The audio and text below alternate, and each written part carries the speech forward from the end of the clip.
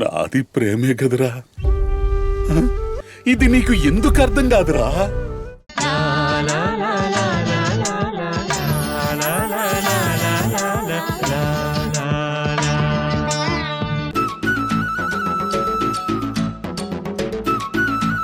పది సెకండ్లో చెప్పాలి, లేకపోతే వీళ్ళకి వచ్చేస్తుంది. డాక్టర్ గా సినిమాలో హీరో నటించాలి. అలాంటి సినిమాలో Shankar Dada MBBS, doctor Babu, doctor Chakravarthy. Last question. ఇంకా బాల్ లాక్ కూడా లేవు. మీ దగ్గర ఒక బజర్ ఉండాలి, మీ దగ్గర బజర్ ఉండాలి. సైరన్ ఇవ్వాలి నోట్ నుంచి. మీ సైరన్ ఏంటి? ఆపరా. అందరు కలిసి అంటాలి. మీది. Okay, question is hero dual role లో నటించిన ఏవైనా 6 తెలుగు చిత్రాలు. ఇగో హలో బ్రదర్. Hello brother. ముగ్గురు మనగాళ్ళు triple action. Okay, 3, 2, 1 time up. 6 dual role వాళ్ళు చెప్పినే కాకుండా 6. రాముడు భీముడు, రాముడు భీముడు, ఆంధ్ర వాళ్ళ విచిత్ర సోదరులు, జైలవకుశ, జైలవకుశ, ఇంకొకటి దానవీర సూరకర్ణ. Right answer.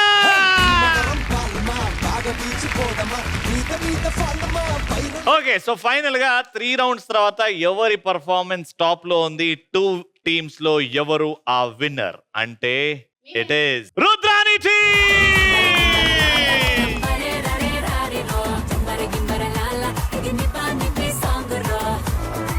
బొబ్బిలి వంశం ఎక్కడున్నా గెలిపే. చెప్పాం కదా ముందే, ధైర్యమే మా గెలుపు అని. ఓకే, సో మీ అందరి కోసం ఇంకో గేమ్. బ్రో, అందులో డాన్స్లో ఉంటాయి కదా? అందులో ఏముంటాయో నాకు తెలియదు అబ్బి. ఆ బౌల్లో కొన్ని చిట్టీలు రాసాం. ఒక్కొక్కరుగా వస్తారు, ఒక్కొక్క చిట్టి తీస్తారు. అందులో ఏం రాస్తుందో అది చదివి చేయాలి, అంతే.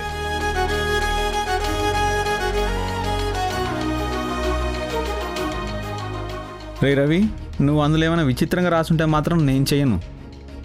అలా అంటే ఎలా? గేమ్ అన్నాక ఏదొచ్చినా చేయాలి. చేయను అంటే కుదరదు. కరెక్ట్గా చెప్పారు. రే, చేయను అంటే అస్సలు కుదరదు. రుద్రాణి గారు, గేమ్ మీకు ఓకేనా? ఇంట్లో సందడిగా ఉంది కదా, కాదనడానికే ఉంది. అలాగే స్టార్ట్ చెయ్యి.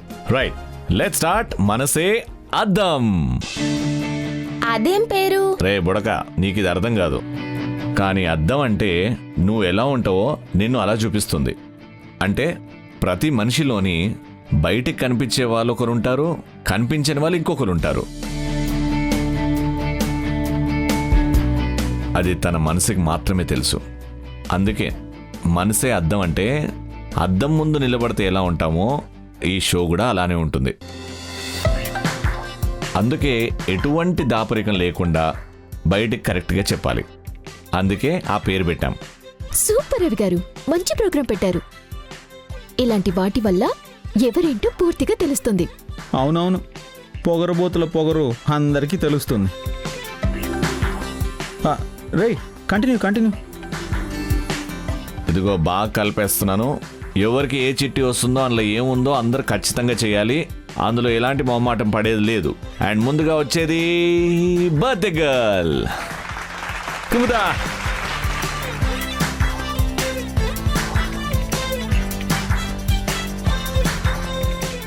మనసులో కాదమ్మా, బయటికి చదవాలి. నీ ఆశ ఏంటో అందరికి చెప్పు. కుముదా, నీకు మంచి చీటీ వచ్చిందమ్మా. నీ ఆశ ఏంటో చెప్పు, దాన్ని నేను తీరుస్తాను. నా చిన్నప్పటి నుంచి నాకు ఇది కావాలి అది కావాలి అని నేనేది అడగలేదు. నా మనసులో ఉన్నది ఏంటో తెలుసుకొని మా డాడీ నా కాళ్ళ ముందు పెట్టాడు. మా మమ్మీ కన్నా ఎక్కువగా మా డాడీ నన్ను చూసుకున్నాడు. అంత గొప్ప ఫాదర్ దొరకడం నిజంగా నా అదృష్టం.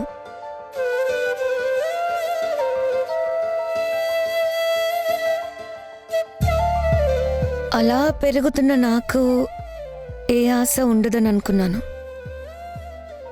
కానీ నాకు కూడా ఒక ఆశ ఉంది.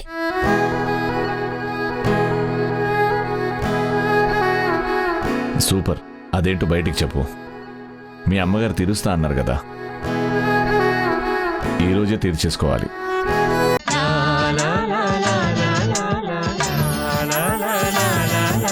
కానీ ఈ పెద్దోళ్ళున్నారే అర్థమే చేసుకోరు. ఎప్పుడు ఆటలేంట్రా అంటూ వీపు విమానం మొత్తం మోగిస్తూ స్కూల్కి పంపిస్తారు. అది నాకు నచ్చలేదు. అందుకే నేను రేపు పొద్దున ముఖ్యమంత్రినైతే పిల్లలెవరిని చదవమనకూడదు, స్కూల్కి వెళ్ళమనకూడదు, కేవలం ఆడుకోవాలి, అన్ని రకాల వంటలు తినాలి అని ఒక రూల్ పెడతాను. పర్లేదురా బుజ్జి, నీ కల కలగానే మిగిలిపోతుంది. అదేంటలా అన్నావు? ఇలా ఆలోచించేవాడు సీఎం కాదు కదా, కనీసం వార్డ్ మెంబర్గా కూడా కాడు. ఇప్పుడు మై సిస్టర్ భూమి.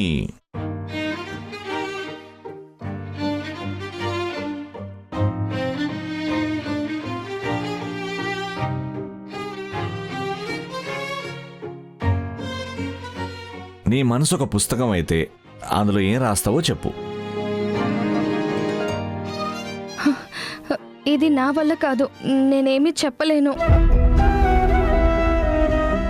అదేంటి, ఎవరి చీటీలో ఏది రాసుంటే అందరూ అదే చెప్పారు కదా, మరి నీ చీటీలో వచ్చింది నువ్వు చెప్పు. నా వల్ల కాదక్కా, నేను చెప్పలేను. చూడు భూమి, చెప్పలేను అని భయపడితే భయం మాత్రమే మిగులుతుంది. నీ మనసేంటో రాయమన్నారు, అది అందరికీ చెప్పటానికి భయపడాల్సిన అవసరమేముంది?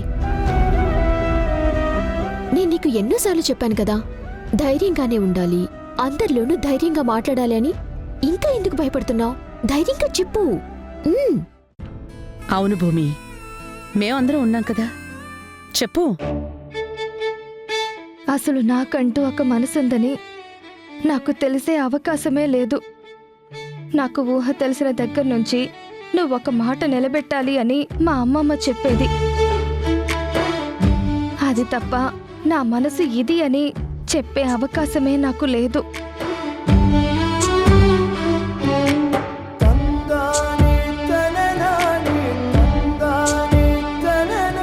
నువ్విది చెయ్యి, నువ్విలాగే ఉండు, నీ జీవితం ఇది అని అందరూ చెబుతూ ఉంటే నేను విన్నాను తప్ప నేనేంటో నేను ఎప్పటికీ తెలుసుకోలేకపోయాను.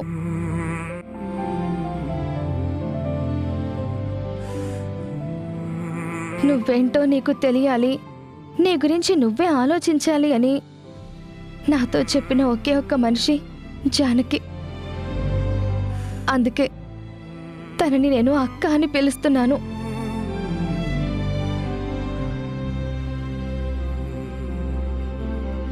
తను కూడా నన్ను అంతే ప్రేమగా చూసుకుంటుంది. కానీ నా మనసు అనే దాని గురించి ఎవ్వరూ ఆలోచించలేదు. అందులో ఏముంది అని ఎవ్వరూ అడగలేదు. వారు అనుకున్నది నాకు చెప్పారు, అది నేను చెయ్యాలి అని శాసించారు. అదే జరుగుతుంది అని హెచ్చరిస్తున్నారు.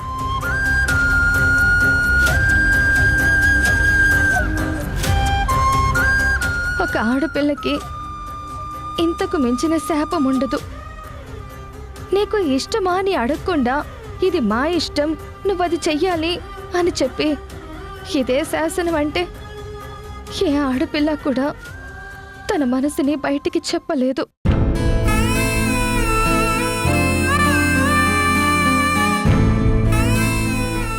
తనలో ఉన్న బాధని తనే భరిస్తూ ఉంటుంది, తనలో తనే కుమిలిపోతూ ఉంటుంది. అందరి కోసం ఆడపిల్ల బ్రతకకూడదు, తన కోసం తను బ్రతకాలి అని జానకి చెప్పిన మాటలు విన్నప్పుడు ఎంత బావుంటాయో. కానీ అవి నా జీవితంలో ఆచరణలో ఉండవు అని తెలిసినప్పుడు అంతే బాధగా ఉంటుంది. నా ఇష్టంతో ఎవ్వరికీ పని లేదు, నా ఇష్టాన్ని ఎవ్వరూ తెలుసుకునే అవకాశమూ లేదు. అందుకే చివరికి నాకు ఏది ఇష్టమో నేను చెప్పలేని పరిస్థితి, నాకే తెలియని పరిస్థితి వస్తుందని నేను అనుకుంటున్నాను.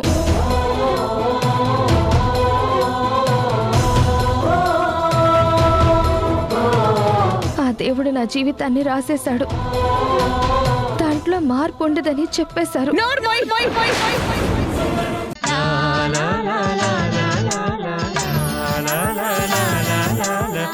అమ్మా, ఇప్పటికే ఆలస్యమైంది, భోంచేద్దామా? అన్నయ్య, అక్కడంతా అనుకున్నట్టే జరిగింది కదా?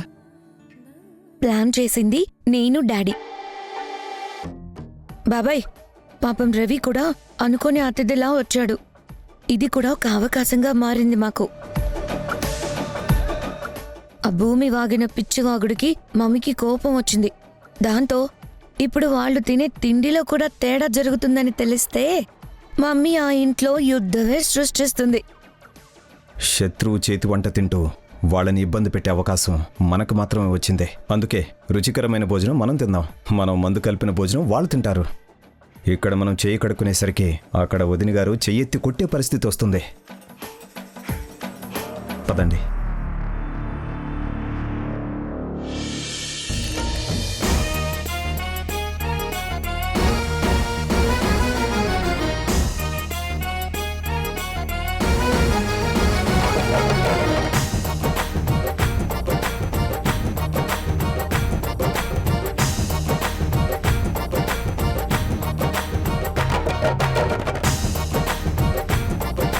ఆహా, అబ్బా,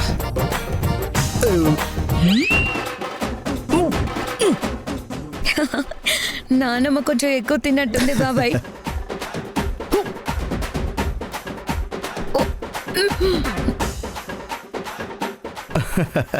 కుముదు కొంచెం ఎక్కువ తిన్నట్టుంది.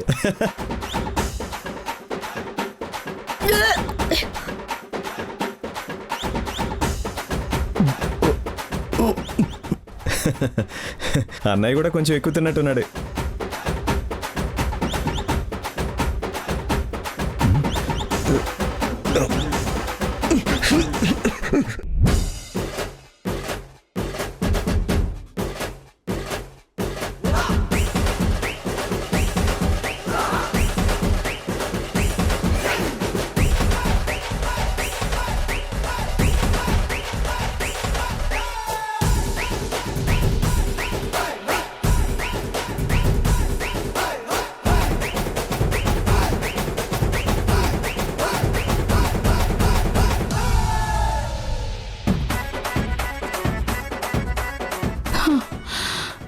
అయ్యో, ఎవరైనా కొంచెం మంచినీళ్ళు ఇవ్వండి. అందరి పరిస్థితి ఒకేలా ఉంది నానమ్మ. ఎవరం కదిలే పరిస్థితుల్లో లేమో. రుచిగా ఉంది కదా అని కొంచెం ఎక్కువగా తిన్నాను. అందుకే మీ అందరికన్నా ఎక్కువ నేనే ఇబ్బంది పడుతున్నాను. అమ్మా, అక్కడ జరుగుతుంది అనుకున్నది ఇక్కడ జరుగుతుందేంటి? కొంపతీసి మీరు మందు కలిపిన క్యారేజీ మనకి తీసుకురాలేదు కదా? లేదమ్మా, ముందు క్యారేజ్లోకి ఫుడ్ మార్చాకే మిగిలిన దాంట్లో కలిపాము. మరి మనకెందుకు ఇలా జరిగిందన్నయ్య? ఇప్పుడు నాకు అనుమానం వస్తుంది. జానకి నాకు ముందే వార్నింగ్ ఇచ్చింది. భూమి జోలికొచ్చినా బుక్ చేయాలని చూసినా నేను ఊరుకోను అని. మన ప్లాన్ ని జానకి ముందే ఊహించినట్టుంది. అందుకే మనకి రివర్స్ కొట్టింది. మనం సర్దుకున్న క్యారేజ్ మనమే తెచ్చుకున్నాం కదమ్మా, అలా ఎలా జరుగుతుంది? అక్కడున్నది జానకి కదా, ఏం మాయ చేసిందో చివరికి మనల్ని ఇలా బుక్ చేసింది.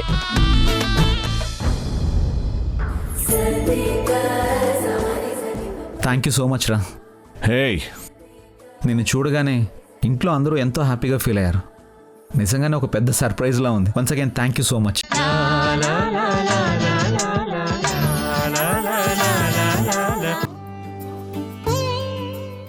ఏంటో జానకి, ఆవిడెప్పుడు ఎవరికీ అర్థం కాదు.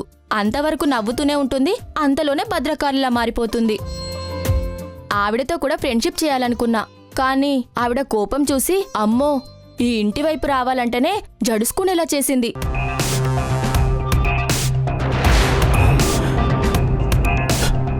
చూడమ్మా, మనల్ని ఎంత ఇబ్బంది పెట్టి వాళ్ళిద్దరూ ఎంత హ్యాపీగా నడుచుకుంటూ వస్తున్నారో. డాడ్, ఇంకా ఆలోచిస్తావేంటి? డైరెక్ట్ గా వెళ్ళి గుద్దేయ్. అవసరం లేదమ్మా, ఎదురుగా వెళ్ళి బెదిరిస్తే సరిపోతుంది.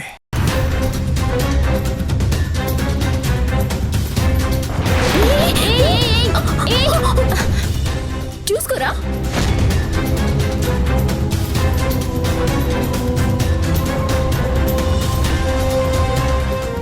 మా దారిలో మేము వెళ్తుంటే మాకెందుకు అడ్డొచ్చారు? నీకు బుద్ధి చెప్పాలి అంటే ఇలా అడ్డు రావాలి కదా. అది బుద్ధున్న వాళ్ళు చెప్పాలి. ఏయ్, కొట్టానంటే పళ్ళు రాలుతాయి. నువ్వెంత నీ వయసు అంట? నువ్వు మా డాడీని అంటావా? మీరు చేసే పనులు కరెక్ట్గా ఉంటే వాడు మిమ్మల్ని అనవలసిన అవసరం ఉండదు. ఏంటి మా తప్పుల్ని ఎత్తి చూపించేంత పెద్దవాళ్ళయ్యారా మీరు? పెద్దరికం అనేది వయసుతో రాదు, బుద్ధితో వస్తుంది. ఏ వయసులో ఉన్న వాళ్ళైనా బుద్ధి తక్కువ పనులు చేస్తే బుద్ధి లేని వాళ్ళనే అంటారు. చేసిందంతా చేసి మమ్మల్ని అంటున్నావేంటి? మాకేం తెలీదు అనుకుంటున్నావా? మేమేది కనిపెట్టలేమని అనుకున్నావా? ఇంతకి మీరు కనిపెట్టిందేంటో కాస్త చెప్తారా? ఈ రోజు నువ్వు చేసిన పనిని మా రుద్రానికి చెప్పామనుకో, నీ పరిస్థితి ఏమవుతుందో అర్థమవుతుందా? అయినా వీళ్ళతో మాట్లాడేంటి డాడీ? వెంటనే వెళ్ళి మమ్మీకి చెప్దాం. రేపు ధర్మపీఠం ముందు నిలబెట్టి కొరడా దెబ్బలతో ఒళ్ళంతా వాతులు తేరేలా కొట్టాలి. అప్పుడు కానీ వీళ్ళకు బుద్ధి రాదు. అరే అరే, వీళ్ళిలా మాట్లాడుతుంటే మనకి భయం వేస్తుంది కదరా. అసలే కొరడా దెబ్బలంట. పాపం వాళ్ళు తట్టుకోగలరో లేదో ఒకసారి అడుగుదామా? ఏంటి వెటకారంగా ఉందా? మేం మాట్లాడుతుంటే అంత నవ్వొస్తుందా? తప్పు మీరు చేసి తప్పు మాది అని చెప్తే నవ్వు రాకుండా ఇంకెలా ఉంటుంది? నువ్వు తెలివిగా మాట మారిస్తే తప్పించుకోగలను అనుకోకు. మేము ఈరోజు ఇంటి నుంచే క్యారెట్స్ తీసుకొని బయటకు వెళ్ళాం. అక్కడ మేము తిన్నాం.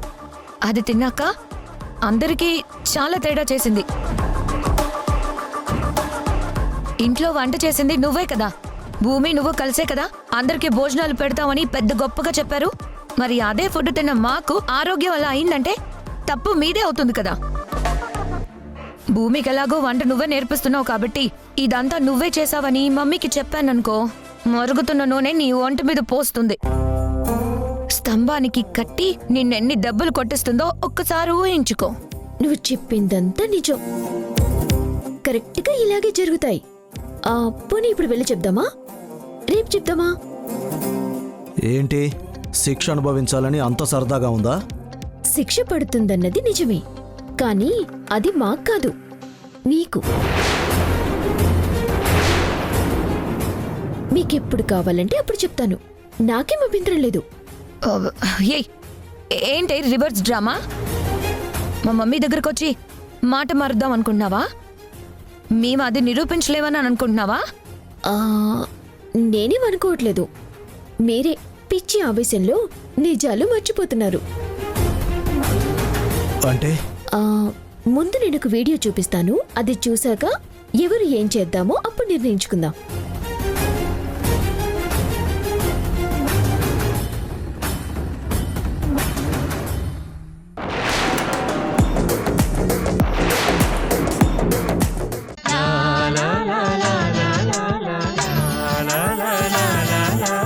వాళ్ళు మాటిచ్చినట్టు మనకి తెలియకపోతే ఆ మాటకి కట్టుబడి ఉండాల్సిన అవసరం లేదు. కానీ ఆ మాట మనకి తెలిసి మనం ఊరుకుంటే మాత్రం ఖచ్చితంగా ఆ మాట నిలబెట్టాలని నేను అనుకుంటాను.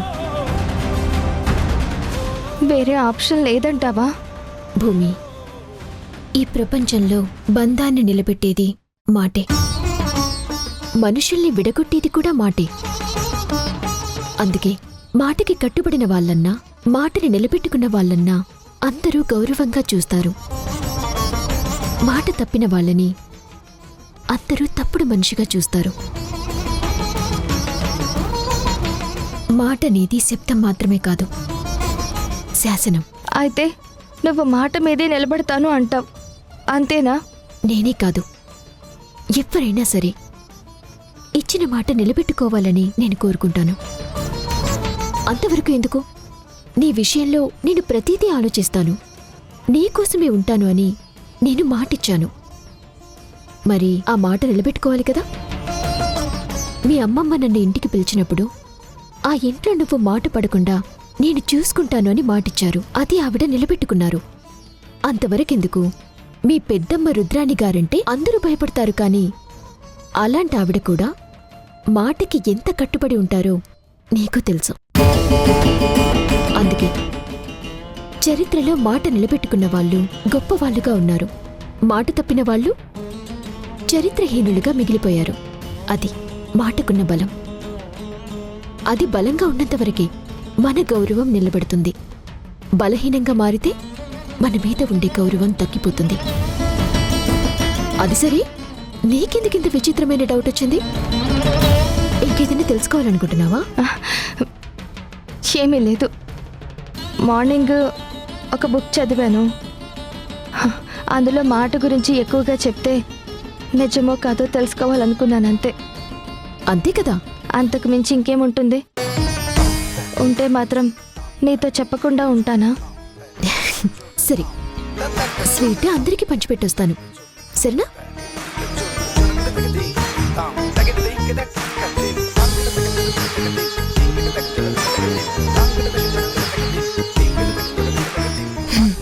విన్నావు కదా జానకి ఏం చెప్పిందో? తన మాటకే కట్టుబడి ఉండాలి అంటుంది. ఆ మాట విషయంలో తను కఠినంగా ఉంటాను అని చెప్పింది. నేను నీతో చెప్పింది అదే కదా. జానకి మంచిదే, అందులో ఎలాంటి డౌటు లేదు. కానీ జానకి మాటకిచ్చే విలువ మనసుకివ్వదు. అందుకు తను చేసే ప్రతి పని ఎగ్జాంపుల్గా కనిపిస్తుంది. పొరపాటున ఇప్పుడు నువ్వు కానీ వెళ్ళి పెళ్లి చేసుకోవడం నాకు ఇష్టం లేదు అని చెప్తే మీ అమ్మమ్మ ఇచ్చిన మాట ఏ గంగలో కలవాలి, మీ పెద్దమ్మ కనకల ఏమైపోవాలి, ఈ బొబ్బిలి వంశం ఇచ్చిన మాట తప్పించాలని నువ్వు చూడాలనుకున్నావా అని నిన్ను గట్టిగా క్లాస్ పీకి ఈ విషయం మా మమ్మీకి చెప్పేస్తుంది. అప్పుడు జరగబోయేదేంటో నీకు తెలుసు కదా. ఇప్పుడు ఏం చెయ్యాలి? నాకు చాలా భయంగా ఉంది. నువ్వు జానకితో ఎప్పుడెలా ఉంటావో అలాగే ఉండు, ఏమీ మారకు. తనతో సరదాగా ఉండు, తను చెప్పినవన్నీ విను. నువ్వు తన చెల్లి అనుకుంటుంది కాబట్టి నువ్వు కూడా అంతే హ్యాపీగా ఉండు. కానీ ఈ విషయం మాత్రం ఎట్టి పరిస్థితుల్లోనూ జానకికి చెప్పకు. కానీ నాకు తెలుసు, నేను కూడా ఆడపిల్లను కదా. ఒక ఆడపిల్ల ఎలా ఆలోచిస్తుందో నేను ఆలోచించలేనంటావా? అందుకే కదా జానకి ఏం చెప్తుందో ముందే చెప్పగలిగాను. నువ్వు బాధపడకుండా ఉండడానికి ఏం చేయాలో నేను చేస్తాను. నువ్వు నాకు అక్కవి, ఈ ఇంట్లో అందరికి ఇష్టమైన మనిషివి. నీకు సాయం చేయకపోతే నేను మనిషిని ఎలా అవుతాను? అందుకే ఈ పెళ్లి విషయం నువ్వు నాకు వదిలేసి మిగిలిందంతా జానకితో పంచుకో. నీకు బాధ కలుగనివ్వకుండా నేను చేస్తాను. నువ్వు నన్ను పూర్తిగా నమ్మితే నాకు మాటివ్వు. ఎట్టి పరిస్థితుల్లోనూ జానకి దగ్గర నీకిష్టం లేదని చెప్పకు. మాటివ్వు.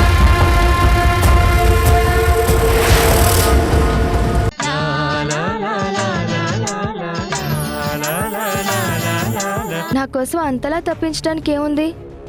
ఎప్పుడో గుళ్ళో ఒక్కసారి నన్ను చూశారు, దానికి ఇంత అభిమానం ఎందుకు? ఒకరిని అభిమానించాలంటే కారణమేముంటుంది? నేనంటే నీకిష్టం, నువ్వంటే నాకు ప్రాణం. దానికి కారణమేంటి అంటే ఏం చెప్పగలం? కానీ ఆయన నిన్ను ఇష్టపడ్డానికి ఆయనకి ఏదైనా కారణం ఉందేమో, మనకి తెలియదు కదా. ప్రేమించే వాళ్ళని ఎందుకు ప్రేమిస్తున్నావని అడగకూడదు, మనం కూడా తిరిగి అభిమానించాలి. వెళ్దామా? సరే, నువ్వు చెప్తే కాదనేదేముంది, అలాగే వెళ్దాం. ఉండు, ఊరెళ్తున్నానని అమ్మమ్మకి చెప్పేసి వస్తా. వద్దులే, బయటికి వెళ్తామనుకున్నాం కదా, బయటికి వెళ్తున్నామని అనుకుంటారు. మళ్ళీ ఇప్పుడు ఈ ఊరు విషయం చెప్పావనుకో అనవసరంగా కంగారు పడతారు. అవసరమా? మనం వెళ్దాం. పద.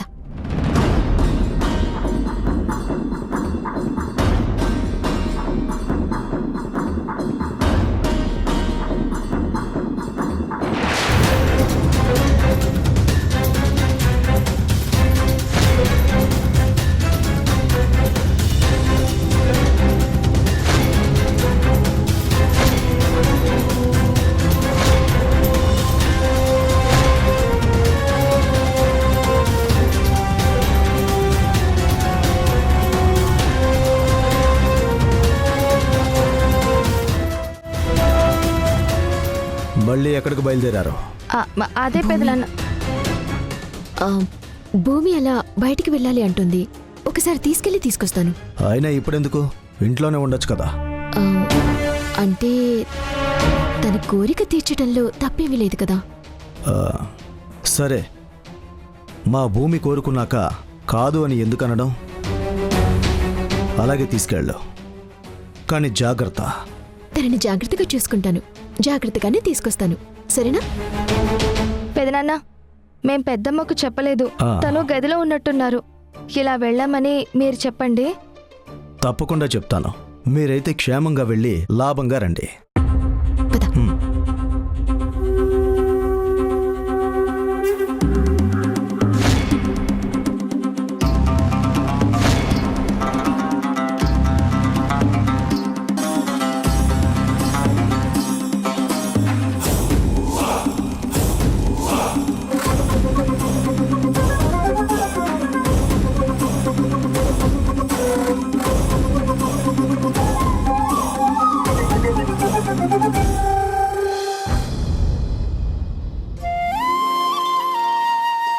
జానకి, ఎవరో తెలియని వాళ్ళ ఇంటికి వెళ్తే ఏం బాగుంటుంది?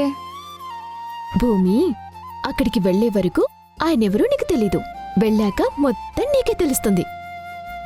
అదేంటక్క, ఆయన్ని ఒకసారి గుళ్ళో చూశాను, 2-3 సార్లు ఫోన్లో మాట్లాడాను, అంతే కదా. చెప్పాను కదా, నేను నిన్ను తీసుకెళ్తున్నాను అంటే కారణం లేకుండా నిన్ను ఎక్కడికి తీసుకెళ్ళను. అక్కడికి వెళ్ళాక హ్యాపీగా ఫీల్ అవుతావు. నన్ను నమ్ము. ఓకే.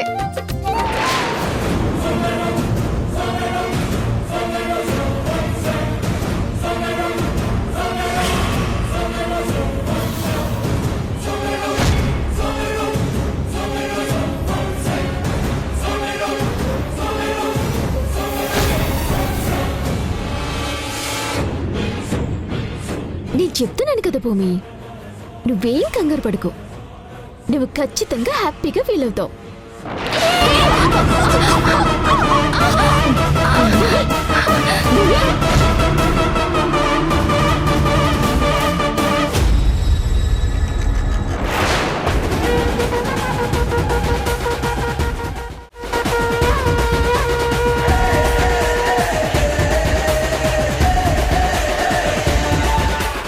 ఎవరా మీరు? అసలు మీకు బుద్ధుందా లేదా? ఎందుకు అడ్డంగా వచ్చారు? పాపలు ఒంటరిగా వెళ్తే మాలాంటి పోకిరీలు వెంటబడతారు కానీ ఎందుకు వదిలేస్తారు? పిచ్చి పిచ్చిగా మాట్లాడితే పళ్ళు రాలిపోతాయి. ఆ కింద పడిన అమ్మాయిని వదిలేసి నువ్వు వెళ్ళిపో, లేదంటే నీకు కూడా ప్రమాదం. ప్రమాదం వరకెందుకురా? నేనేంటో చూపిస్తాను. ఏంటి నువ్వు చూపించేది? ఏంట్రా బాగుతున్నావు?